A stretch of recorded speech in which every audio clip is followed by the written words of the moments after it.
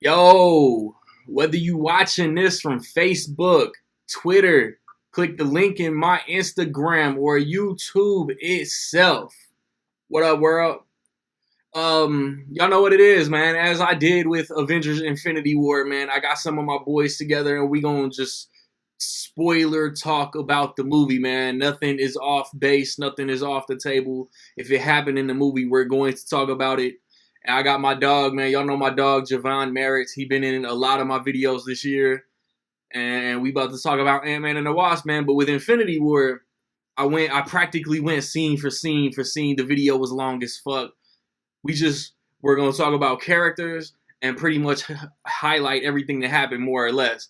So just get us started though. You want to talk about Ant-Man? You want to start with Wasp? You want to start with the villain? What's up? Ant-Man and Wasp. Let's start with them. All right. You want me to go first? Yeah. Well, like I said, like if you guys have seen my spoiler-free video, I said that we see the fallout of Civil War, and the fallout wasn't just he went to go help Captain America. Scott Lang is in a position to where, if you've seen the trailers, he has the house arrest anklet on, the little ankle bracelet, whatever the fuck you want to call it, and the dude from Fresh Off the Boat, Randall Park, is like the head FBI agent, and every single time he could possibly leave the house, like the FBI swarms his crib. But that's not even the half of it, man. He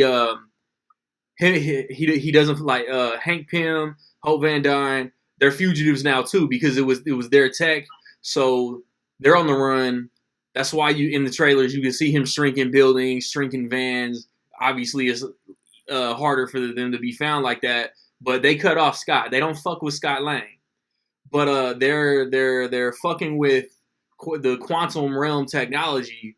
They're looking for, because when he got out of the quantum realm on his own in the first movie, he he gave them the hope that she could still be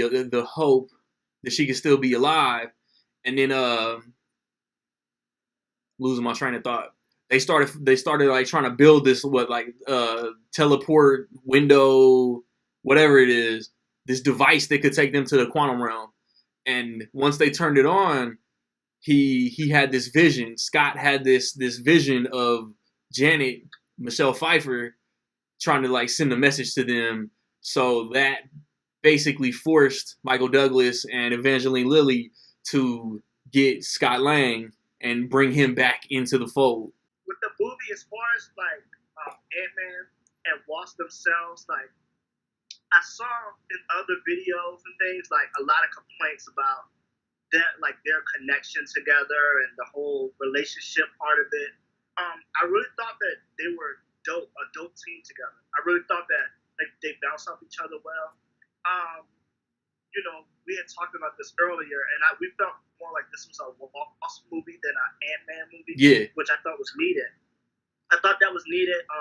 In the first movie, she did a lot of, complaining that she wasn't in the action enough, and that she, it should be her in the suit, and she should be the Ant-Man, Yeah. And I felt like this time she got a chance to prove that her character would be useful in the Marvel cinematic universe. You know what I mean? Like, and I thought that was dope that she pretty much got to carry, as far as the action part of this movie, she got to carry that. And I thought that it was cool how they used Scott as well. Like he was a character that you can still see that he's developing. He's still developing, but he didn't mind taking a sidestep to let her be in the forefront. So I thought that was kind of dope. Yeah.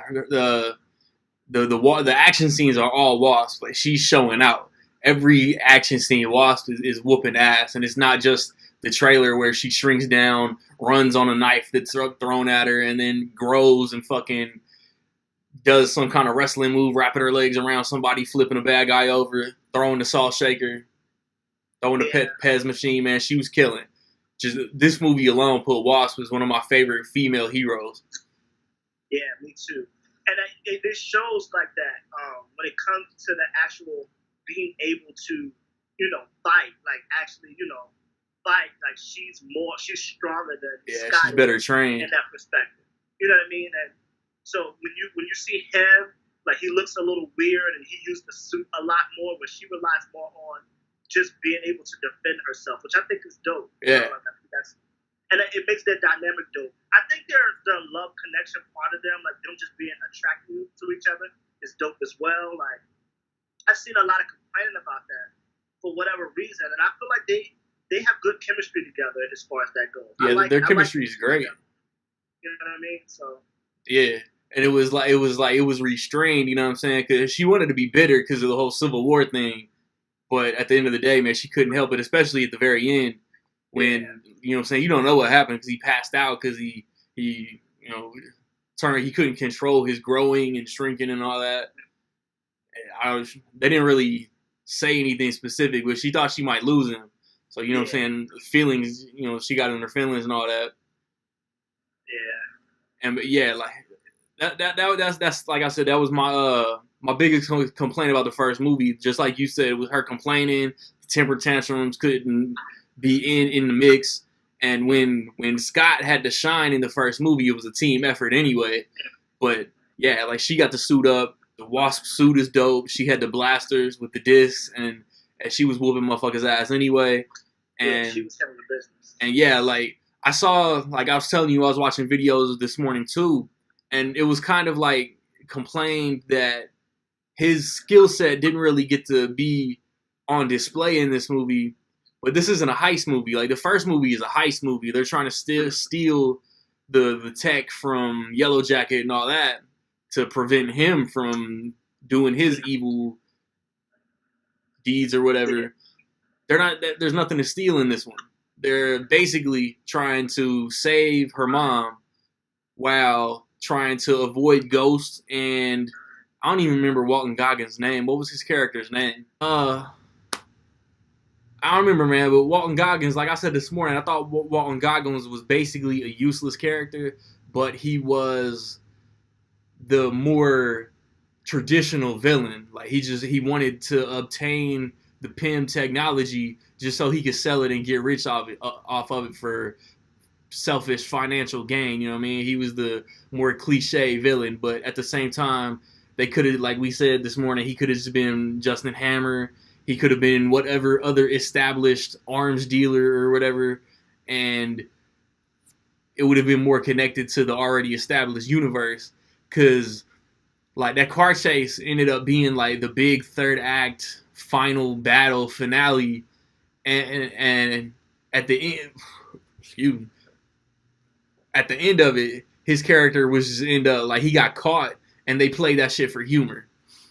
Yeah, like I felt like they could have done much better with that. They should have done a much better job with that character development if they were going to go with someone else. But like we talked about this morning, that was the perfect role for the Justin Hammer to come back and be a part of. And I was telling you, he's very Justin Hammer-like. Like, they used him the same way. Yeah. You know, he's corny. He comes off sort of corny. And he has, you know, tech and stuff, but he's not like, you know, he's like an off-brand or whatever. You know what I mean? I just felt like Justin Hammer, the character that played Justin Hammer, would have been better. The actor that played Justin Hammer would have been better anyway in that role. Because we already know him. But they could have. The villain of the movie, Ghost, like I was telling you this morning, I love the villain of this movie. That was another complaint in other videos that I seen. And for whatever reason, like, I love the villain in this movie. I felt like the villain had purpose. I felt like she could hold her own fighting two superheroes. Yeah. I felt like, and this is what I was telling you, the best thing about the villain was that how her powers transition and conflicted with their powers. Like, you know, Ant-Man and Wasp, they get bigger, they get smaller. So it's kind of like they're disappearing and coming back or whatever. And the fact that her power was phasing and she could come in and come out, it was just dope to see on screen the back and forth. There was one part where they tried to play like a jump scare. They tried to make it a jump scare, but it ended up being funny where Walton Goggins and his henchmen had Michael Pena, T.I. and them had them all like tied to the chair. And then once he reveals where the heroes are hiding, she just appears and everybody like jumps, but it was funny.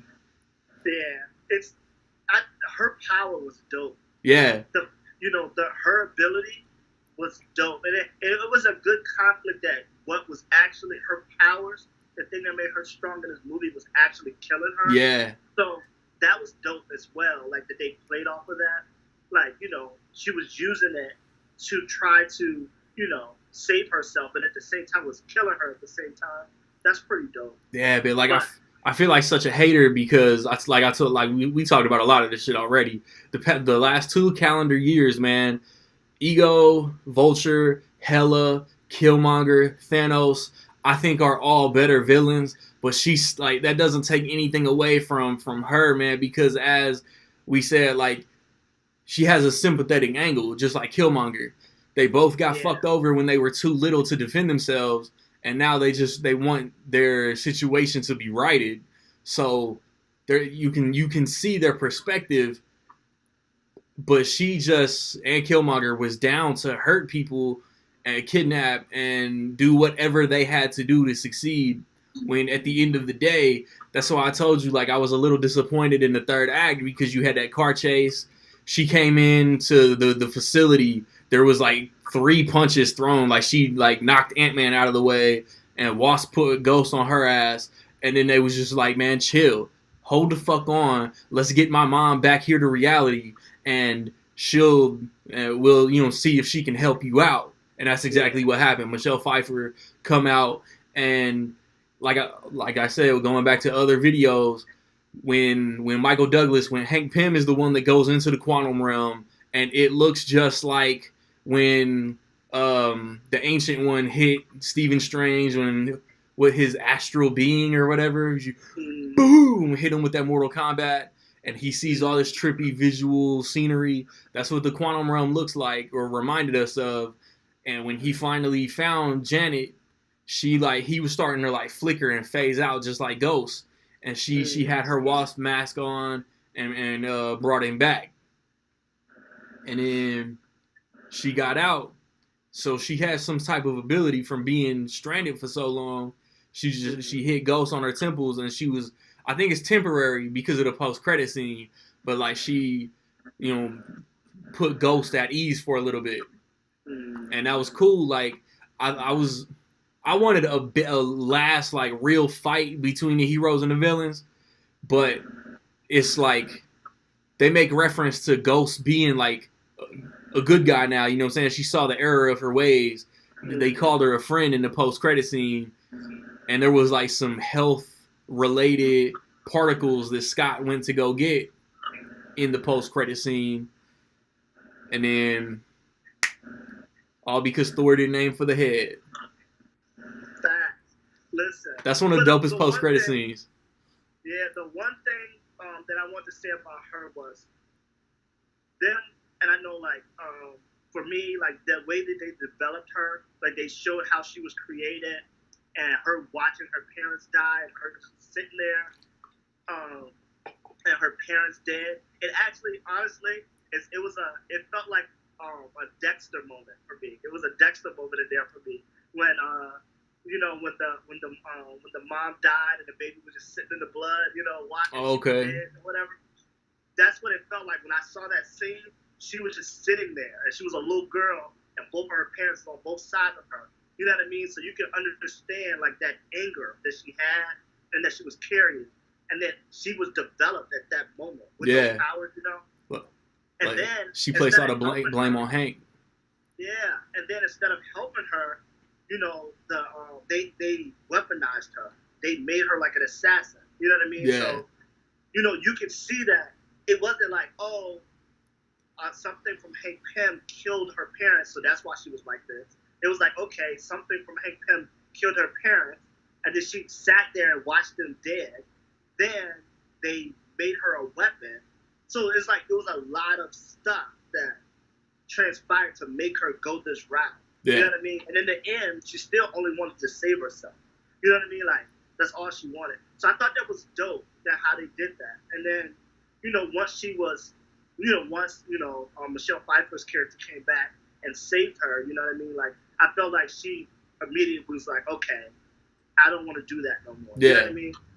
Because But when I was telling you earlier, she was trying to get Lawrence Fishburne to go live his life because he ain't do no wrong, and she had hurt people, so she was low key on the run or whatever. She saw that she had fucked up.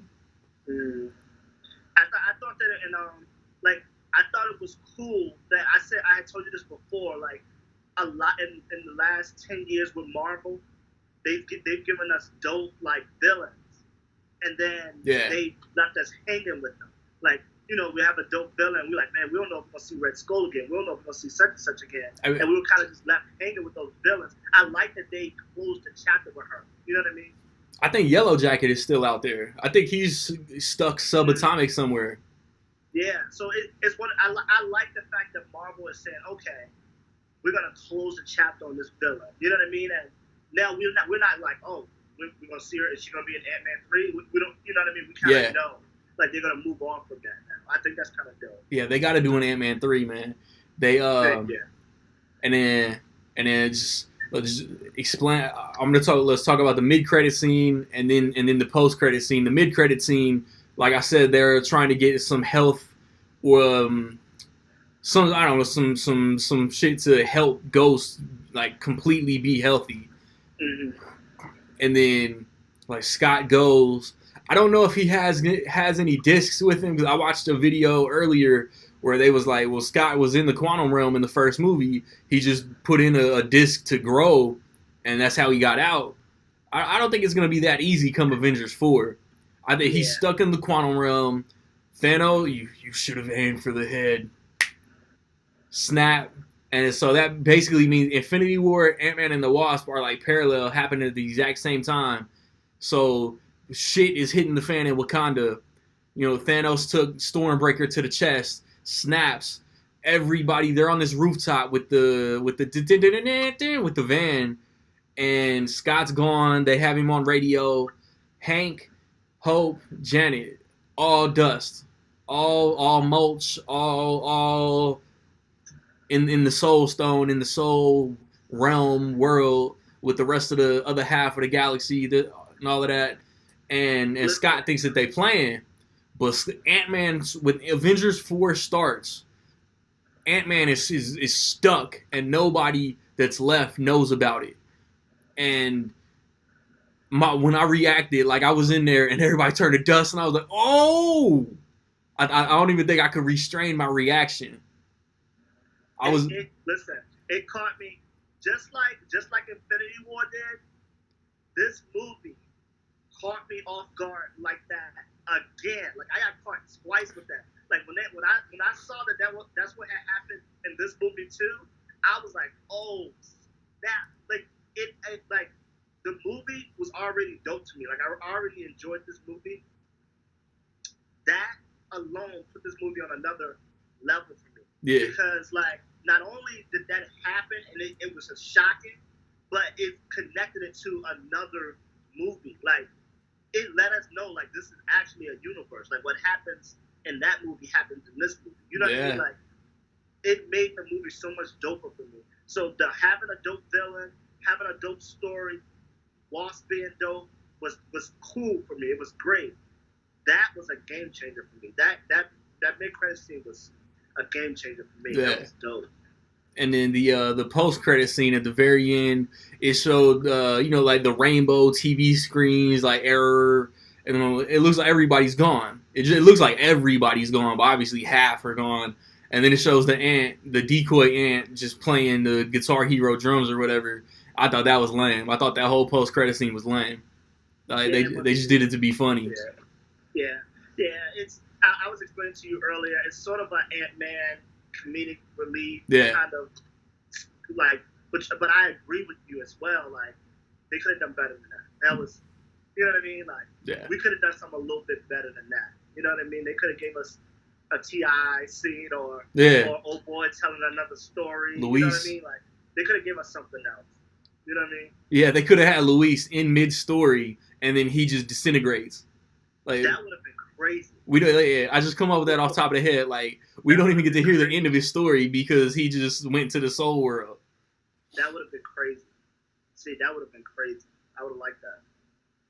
But yeah, that pretty much. Marvel need to holler at me. Yeah, I feel like we could change some things, you know.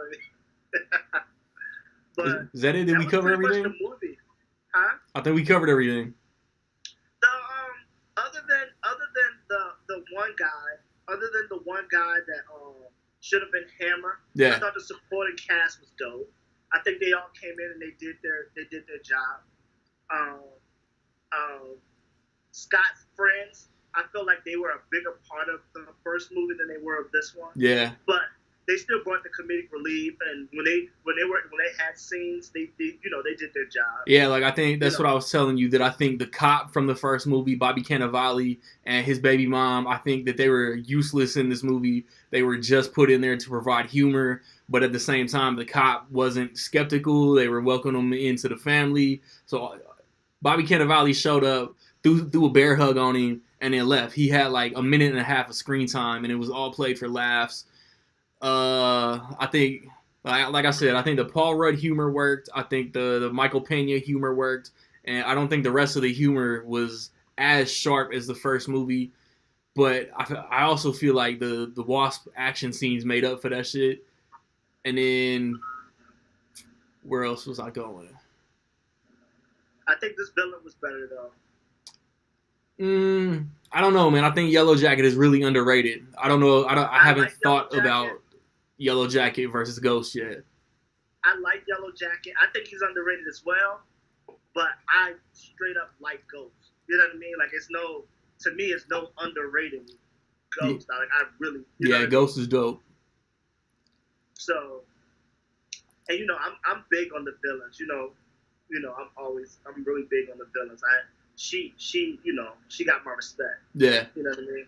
So I mean, if you guys saw my spoiler-free video, man, I give it a 4 out of 5. So out of 5, what you give it, bro? I give it a 4 out of 5 as well. I give it a 4 out of 5. Because I have to hurt the movie a little bit with my rating, specifically because of I just really didn't like that one character. The other villain of it, I really just didn't like him. I felt like he wasn't needed. I felt like if Justin Hammer takes over that part, like we've been saying, it's a home run, but they missed. You know what I mean? Yeah. I had to take for that. And you're right, the baby mama and the police officer dude or whatever wasn't needed. I understand what they were doing. They were saying, okay, they hated him last movie. We can close that by saying they love him now. Yeah. I get it, but at the same time, like I felt like if they were gonna use that, they could have used it better. You know what I mean? Exactly. So, but that's me. I'm literally nitpicking because I love the villain. I love Scott in the movie. I love the Wasp in this movie. I love the story. I love the supporting cast other than that. So that's me nitpicking. And nitpicking, I give it a 4 out of 5 as well. Yeah. Dope movie. Very dope. Worth seeing twice. Yeah, I'm going to see it again next weekend sometime in between Hotel Transylvania and Skyscraper. I haven't figured it out yet, but I'll see it again. Yeah.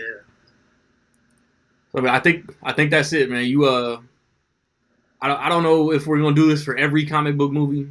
We're gonna be busy when Aquaman comes out, and then we'll definitely do it when Captain Marvel comes out because it's Marvel. It's a new Marvel character. We'll have tons to talk about, and it takes place in the past. So I think my prediction is only the post-credit scenes will have any Infinity War impact, Avengers 4 impact, but we'll see about that. I think the post-credit. I don't know. I think Captain Marvel's movie and her coming is going to have a lot to do with what happened in Infinity War. Yeah, that's what I was going to say too. I heard that she has like quantum-related powers, so maybe she's the one that pulls Ant-Man out of the quantum realm. Yeah, I agree. So I'm just biting that off another video I saw.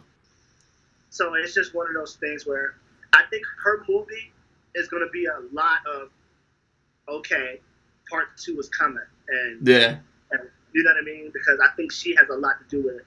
I think there's going to be a lot of, this is where I was while everything else was going on. You think so? There's got to be some explanation because once Tony, Banner, and everybody comes back, and Captain Marvel has been a lot of the help. I think like I told you this before. I think Stark needs to walk up to Nick Fury, knock him on his ass, and say, "You've had her in her back, and for the past 10 years, she's been in your fucking back pocket." You know, Disney ain't gonna let him say that, but she's been like Nick Fury's known of her while the Avengers Initiative and all this has been going on. He could have used the pager as soon as the Chitauri came. And I still think that she's gonna know War Machine. So I hope so. He's not in her movie. I don't think Don Cheadle's in the Captain Marvel movie, or we haven't heard anything. I think they know each other though. Because there's a lot of I don't think Ross is in it either. There's a lot of Air Force characters in the MCU, and I can't remember the supporting cast for Captain Marvel. I just know that Jaimin Hansu and Lee Pace from Guardians of the Galaxy are coming back. Nick Fury and Coulson are coming back, and that's all I can remember. Everybody else I've heard cast is like new to the MCU. I think it's gonna be dope. I'm looking forward to Captain Marvel. I'm looking forward to everything coming up before part 2. Yeah, man. And we definitely gonna do Aquaman. We doing Aquaman. We gotta do it. Yeah, we gotta show the DC love too. Yeah. But before we get up out of here, I'm gonna put all your social medias at the end. But is there any Instagram, Letterboxd, Twitter, Facebook that you want to plug right quick? Nah, I have to get back to it. All right, man. All my stuff is new. All right, man. So like, subscribe, comment. If you ain't seen Ant-Man and the Wasp, I don't know why you watched the video this far, but find us wherever you find us. And even though he ain't say nothing, I'm gonna put his Instagram and Letterboxd on the credits, man. Watch the credits. Peace.